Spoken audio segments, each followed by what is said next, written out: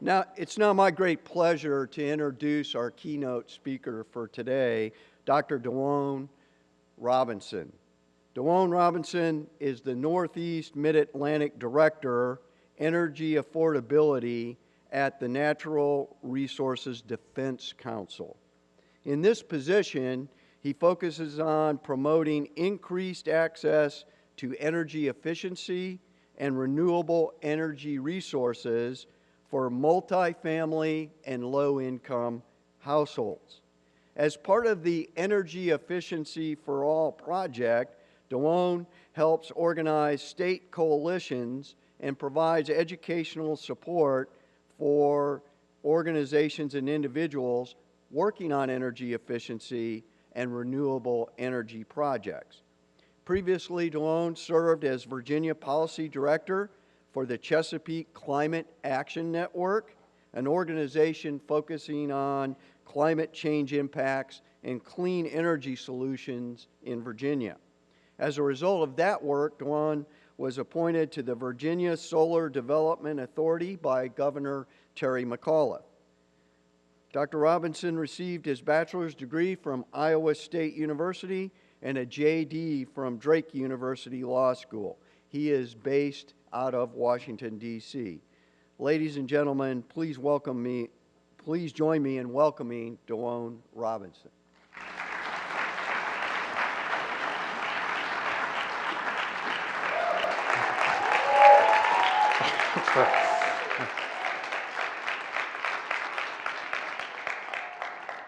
Thank you all for, we got some feedback here. Can you hear me?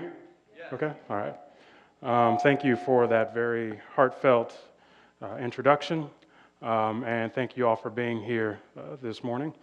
I would also like to give a thanks to the Virginia Military Institute and to the organizers of this year's, the 30th Environment Virginia Symposium. A special thanks goes to Major Kim Connolly with the Center for Leadership and Ethics here at VMI for extending an invitation to speak before you all this morning. It is an incredible honor, and I feel very humbled to have been invited. When Kim reached out to me and asked me whether I would like to speak before you all today, she mentioned that the conference organizers wanted to feature fresh voices in the environment this year, noting my work to date on energy efficiency, on renewable energy, and environmental justice. Now, yesterday, Kim, I was told that this is the first year that the conference has hosted breakout sessions on the issue of environmental justice. I barely squeezed into one of them yesterday. So hopefully that decision to elevate the cause of justice was validated with the interest in the breakout sessions. The timing of all of this, however, to put it delicately, is a bit ironic.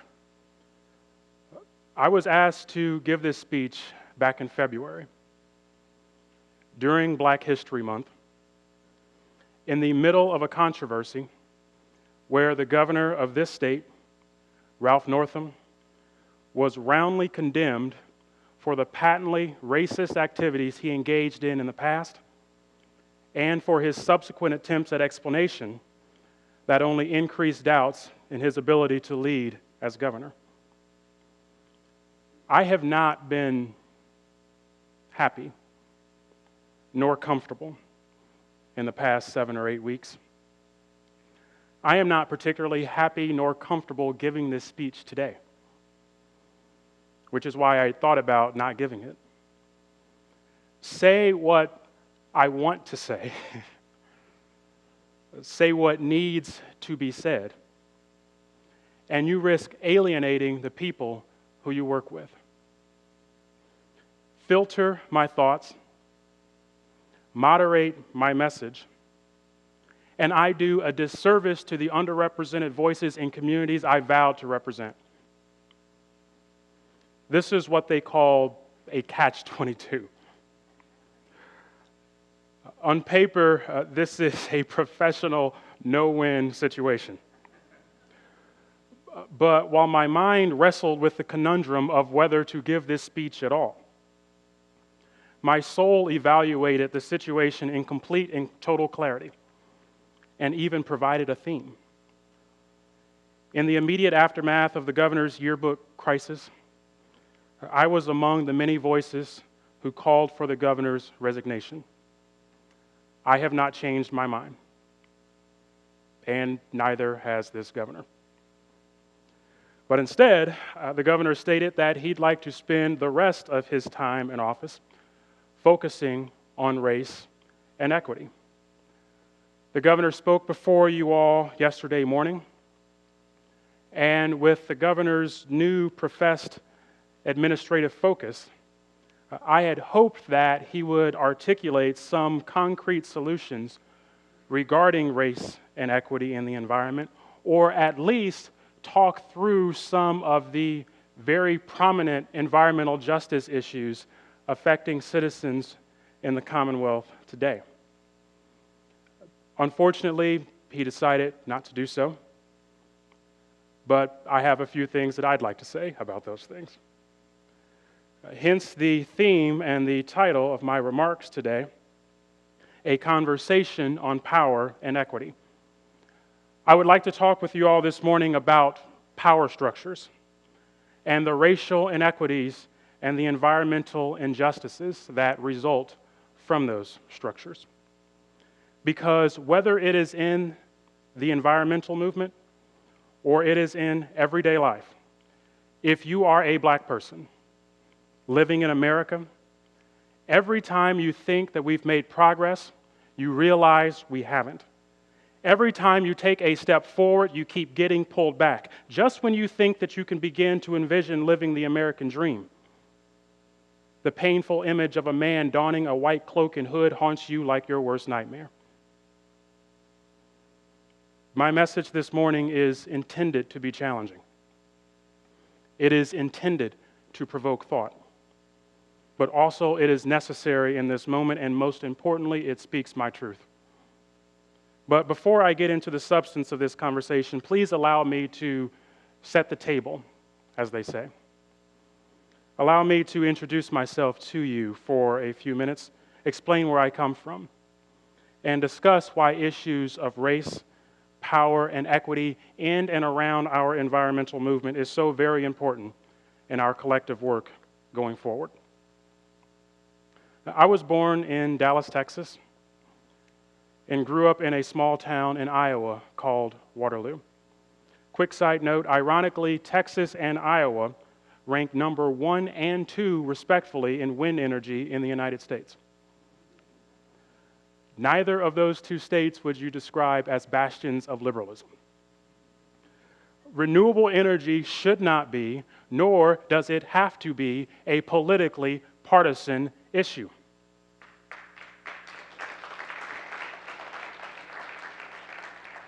But about Waterloo, Iowa, where I grew up. It is a city of about 65,000 people.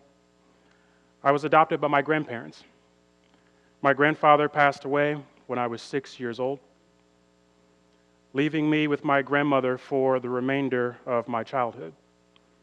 At various times throughout my childhood, my grandmother also raised a rotating cast of my cousins, and she did so on an annual income of around $18,000.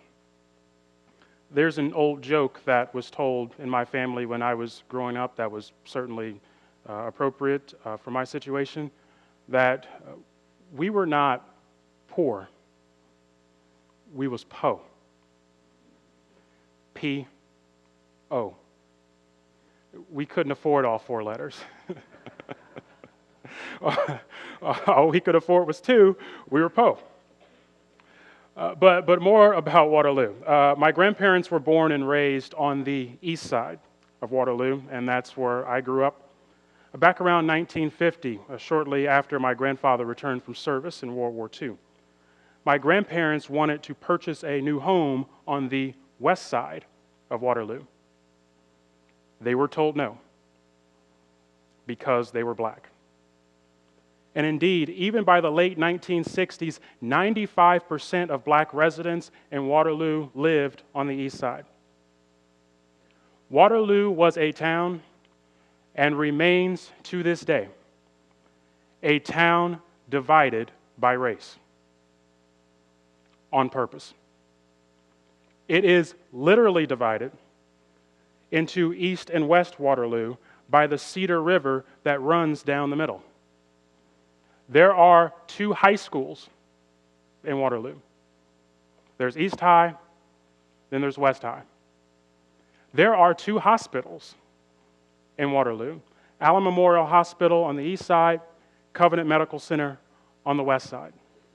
It is a town divided not by the choice of the people who live there, not based on the individual circumstances of people who live there, and not by accident. It is a town divided by design. So here's the home that my grandparents had to purchase on the east side, the home that my grandmother lived in for 50 years, and the home that I grew up in. I took these pictures myself last summer when I visited my hometown.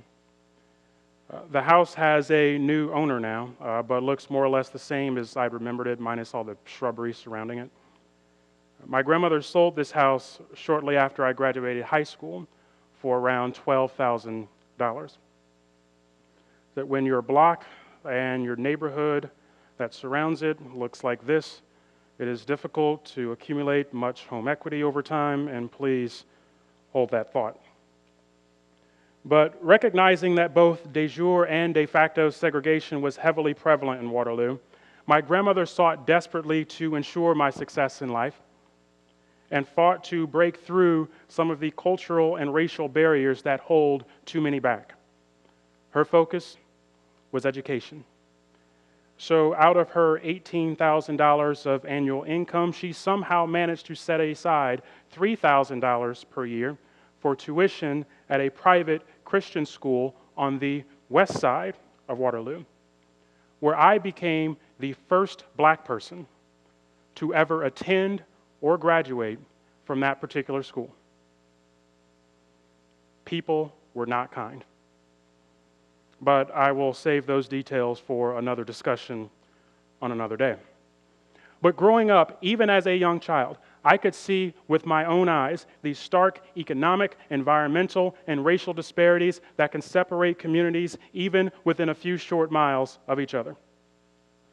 Hence the focus of my work at the Natural Resources Defense Council and my department that is named Healthy People and Thriving Communities, and the basis of my conversation today.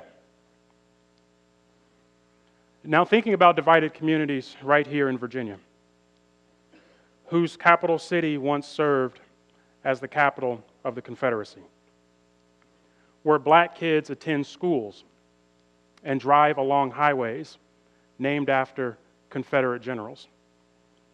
Couple that with the intentional segregation of communities into black and white, rich and poor, you begin to understand why achieving racial equity within our communities is so very critical to the economic viability and the environmental sustainability of those who are most vulnerable. And let me break this point down a little bit further.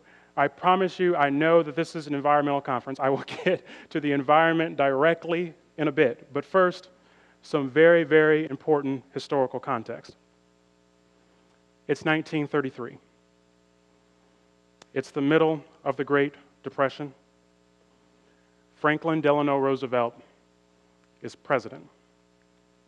As part of the New Deal, FDR created a suite of new programs designed to help more Americans buy homes, afford their homes, and be one step closer to living the American dream. But it's 1933. And racism is rampant. So it should come as no surprise to hear that those programs were not fairly or equally distributed. One government entity, the Homeowners Loan Corporation, or the HOLC, was created to help Americans finance their new homes. The HOLC created maps of cities all across America, 239 of them to be exact, and color-coded these maps to align with the different rules that will be applied to people who lived in each section. Here's a map from the city of Norfolk. Green meant desirable, the best. This was the ideal American neighborhood. Blue meant good. Not great, but still desirable. Most families in the blue territory had white-collar jobs. Yellow meant definitely declining. Many families in yellow areas were working-class types, many low to moderate income families. Red meant hazardous. Warning: do not approve loans to people in these areas, and if you do, jack the rates up. These are undesirable locations. No one wants to live next to these people, and the people who are in the red areas, they won't pay you back anyway. The primary characteristics of these red-lined communities: black people. One example from the city of Tacoma, Washington underscores this point. One community in Tacoma was deemed a red community, but there was a footnote in the HOLC manual, and it reads, and I quote, "This might be classed as a low yellow area if not for the presence of the number of Negroes and low-class foreign families who reside in the area," close quote. Take a stab at the percentage of the black population in that community in Tacoma, Washington, that tipped an otherwise yellow community into a red community. If you guess 20%, you're too high. If you guess 10%, you're still too high. The answer is 2%. 2. If you were black, chances are, like my grandparents, you were redlined, period. And what have been the effects of these redline communities, economically speaking? Let's go a few miles up the road from Norfolk to Newport News. In the 1930s, Newport News, Virginia cracked the top 10 as one of the most redlined cities in America, with more than 57% of the city deemed hazardous. Now, it is worth noting that these discriminatory lending practices that was widely adopted by government agencies in the private sector in the 1930s began long before the New Deal and continued officially until 1968, when Congress passed the Fair Housing Act. Now, last year, 50 years after Congress passed the Fair Housing Act and banned these discriminatory practices, a massive study was released by the National Community Reinvestment Coalition, which researched how redline communities have or have not changed over the years. It found that 2/3 of the neighborhoods redlined 50 to 80 years ago are majority minority communities today. And 74% of redline communities are low and moderate income communities today. Conversely, 85% of green communities 50 to 80 years ago, the best, are majority white today, and 91% of these communities are middle to upper income communities today. The more things change, unfortunately, the more they stay the same. We have heard that the arc of the moral universe is long, but it bends towards justice. After more than 80 years in housing, we have not yet reached the turning point of that arc. We have much more work to do and in many more segments of society because the painful legacy of discrimination in our communities goes far beyond the purchase of a home. It affects every single aspect of our lives. Let's talk about wealth accumulation. Now, for most Americans, your home is your most valuable asset.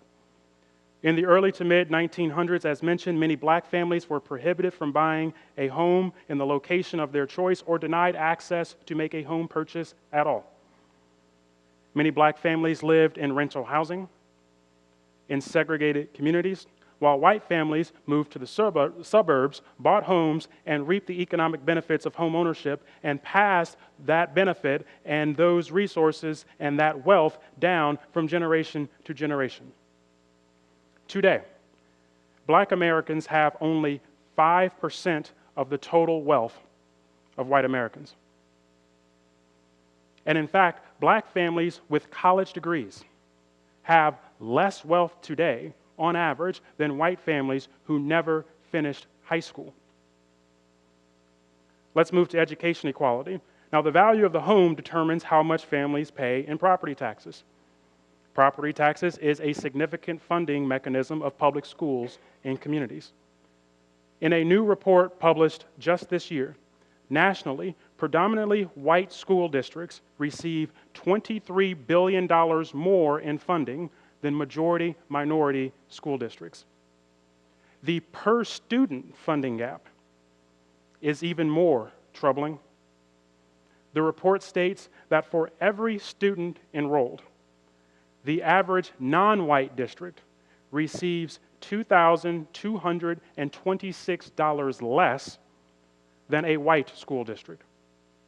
Added to that, white families have so much extra wealth today, they are now bribing colleges into admitting their children, while black families like mine are scrapping for every nickel and dime we have to afford our way into school. And with that context, let's move directly to the environment. Now, whenever I discuss environmental justice, I often tell people, and I even have to remind my friends within the environmental community, that the inequities that we see in the environment are but one of many stressors that black people endure and live with every day of their lives. But these stressors of housing, of wealth, of education, and yes, environmental inequities are inextricably bound to one another. The arc on the journey is long for each of these movements, but they face one common obstacle: the lack of power.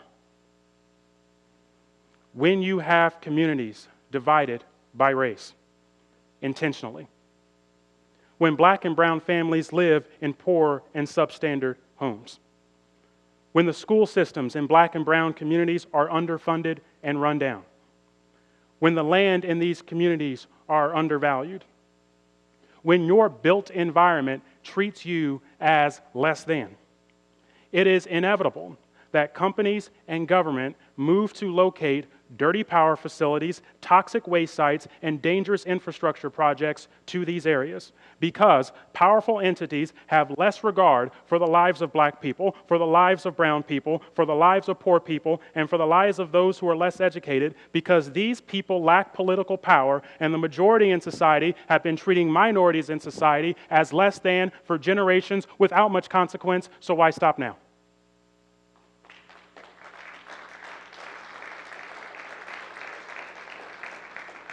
There are studies by the NAACP and others that cite that around 2/3 of black people in America live within 30 miles of a coal-fired power plant, notably higher than white populations, exposing adults and children to harmful air pollutants. EPA estimates that at least 1.5 million minorities live dangerously close to coal ash surface impoundments, where they are at risk to leaks and spills, threatening their water supplies. According to analysis conducted by the EPA and HUD, 70% of the country's contaminated waste sites or Superfund sites are located near low-income housing. 70%. Now, in my hometown of Waterloo, Iowa, on the east side of Waterloo, Iowa, EPA recently found that an old manufacturing plant called Chamberlain was responsible for heavy metals pollution and a carcinogen known as TCE, which threaten the drinking water and the soil underneath the homes south and west of that now closed factory. EPA said that the pollution is too deep and too old to ever clean up. My grandmother's home was located a little over 1 mile south and west of that factory, and she passed away from cancer 4 years ago. I cannot prove cause and effect, and quite honestly, I do not care. This is environmental racism. These are deliberate acts, either intentionally targeting or equally problematic, disproportionately impacting communities based on race. That's racism. I'm sorry if hearing the word racism makes you uncomfortable, but imagine being on the receiving end of it. When people ask, what do you mean by environmental injustice? This is what we're talking about. When people wonder, what is environmental racism? This is what it looks like. And when people say, well, I don't understand, this is how we make it clear. Black and brown communities have been bullied in housing discrimination, in education equality, in economic advancement, and today they are being evicted from their homes at higher rates. Their babies are dying at birth at higher rates. Unarmed black men are being shot on camera by police who are supposed to preserve and protect them. And after carrying these frustrations, after shouldering these burdens, every single day, month after month, year after year, maybe, just maybe now, you will understand if a resident of Union Hill might stomp their feet and yell, no, no, no, we don't want this stupid compressor station. Thanks, but no thanks for that community center. You can take your community center and shove it. How much more do you want us to bear? Now, I know that this is a complicated and sensitive issue. Dominion, for its part, says that it wants to be a good neighbor and offered to make financial investments to improve the community in Buckingham. I am not here today to question their sincerity, nor am I here today to pass judgment on those who are accepting of Dominion's financial overtures, because sometimes some progress is better than no progress. The specifics of these matters are best determined by the affected residents of Buckingham County themselves, but since I have the mic, I will say this.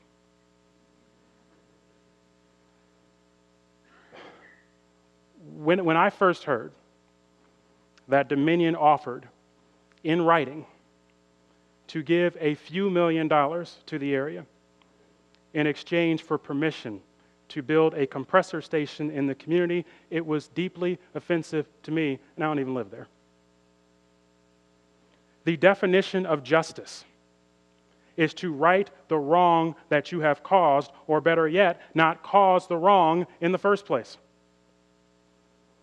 Martin Luther King Jr. said that people often ask civil rights leaders, when will you be satisfied? We've given you your own drinking fountains. When will you be satisfied? We have even upgraded a few community services. Why are you not satisfied? Here in Virginia today, we are not satisfied with a few $1 million in exchange for the health of our children, in exchange for the safety of our family and friends, in exchange for our dignity, our respect, and our peace of mind. As long as racism exists, as long as injustices linger, as Dr. King famously said, no, we are not satisfied, and we will not be satisfied until justice rolls down like waters and righteousness like a mighty stream. We must demand better than this.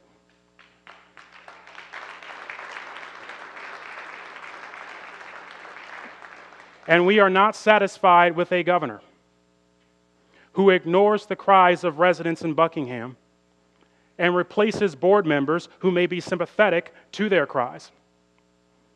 And we will never be satisfied with a governor who maintains his unwavering support of this unjust, racist project. And speaking of racist, adding further insult to injury.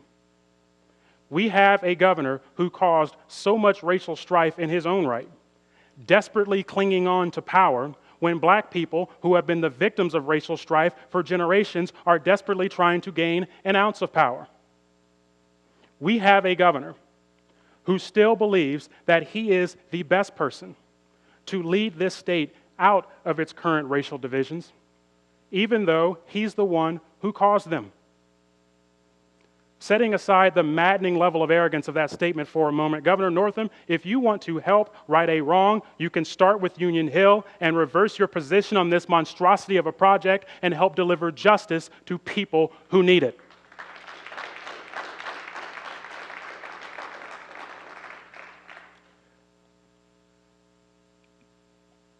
Now, up to this point, I've focused on some of the environmental inequities that we see within our communities outside of the home. And with the few minutes that I have left before I get yanked off stage, I would like to talk about some of the equity issues inside the home as it relates to power from energy generation. A few years ago, ACEEE partnered with my project in NRDC, the Energy Efficiency for All project, to study the energy burdens of residents living in 48 of the largest cities in America. And for those who are not aware, energy burden refers to the percentage of a family's overall income that is spent on energy costs. Ideally, you'd want to maintain a household energy burden less than 3%.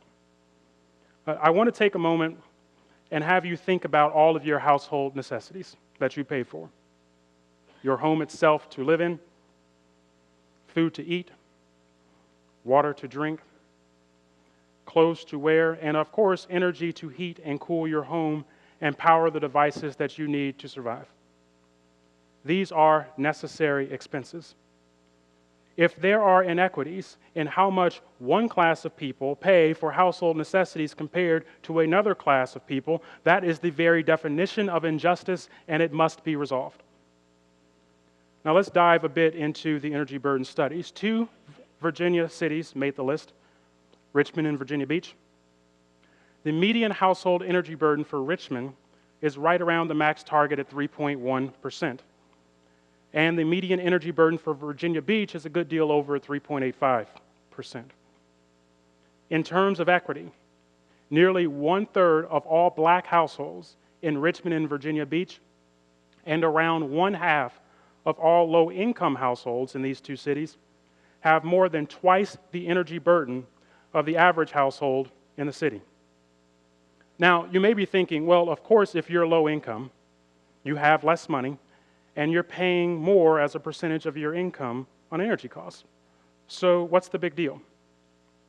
But black households also paid more for energy per square footage of their home than white households, and renters paid more per square foot than homeowners. For generations, black people were forced into red-lined communities and denied finances to purchase and upgrade their home. Neighborhoods deteriorated as whites accumulated wealth in the booming suburbs. As a result, too many homes in black communities are old, they are run down, they are inefficient, they are unsafe, and they are unhealthy. Reducing the energy burden is a justice issue at its very core. And energy efficiency is one of the key solutions to this problem. If you raised the household energy efficiency for these groups that I mentioned to the median, 42% of the excess burden could be eliminated for black households, and 97% of it could be eliminated for renters. If you want to achieve energy equity in Virginia, we need to double down and, importantly, not renege on the energy efficiency commitments that we promise for these communities.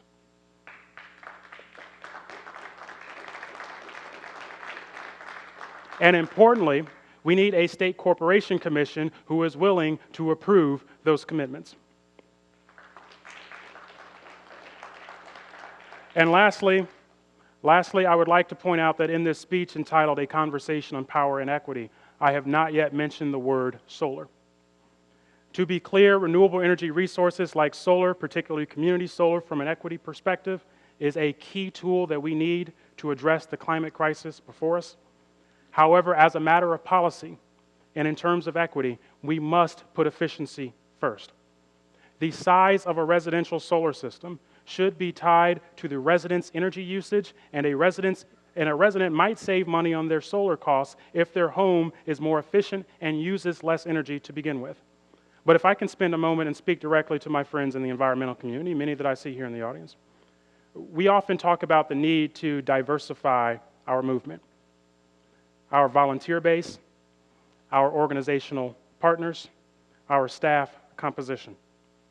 But if our advocacy campaigns continue to prioritize renewables over efficiency, if in our public messaging we spend more time talking about the need to install solar panels on homes rather than the need to weatherize those homes, we are exposing our blind spot. We are exposing our privilege. The problem that too many black people have is not that they don't have solar panels on their roofs. The problem is that they do not own their roofs. The problem is that their roofs are too old to install a solar system, that their homes are too drafty, where it doesn't make sense to install a solar system, and even if their homes are efficient, too many black people lack the resources to afford a solar system or lack the credit necessary to finance it. And if we fail to recognize these points, this is key. If we fail to address the underlying socioeconomic barriers to clean energy that too many minority families face, we may forever wonder why our environmental movement is too white, is too rich, is too old, is too out of touch to resonate with average Americans.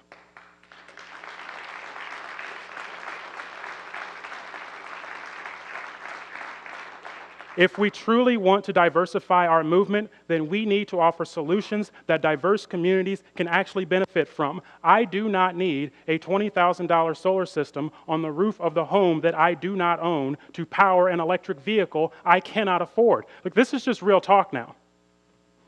Now, these cost barriers can and will be addressed.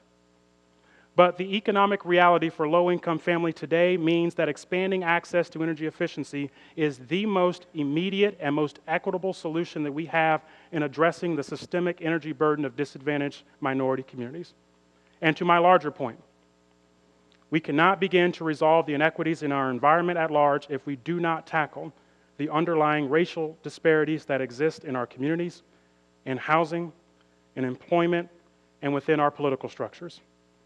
There's an old saying which reads that the only thing necessary for the triumph of evil is for good men to do nothing. There are a lot of good people in this room, a lot of bright people. And I have had the distinct pleasure and honor of working with many of you.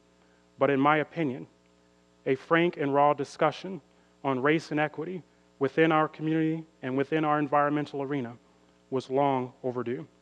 Let's continue our work to clean up our environment with that renewed focus on communities who need it most. Thank you very much for your time.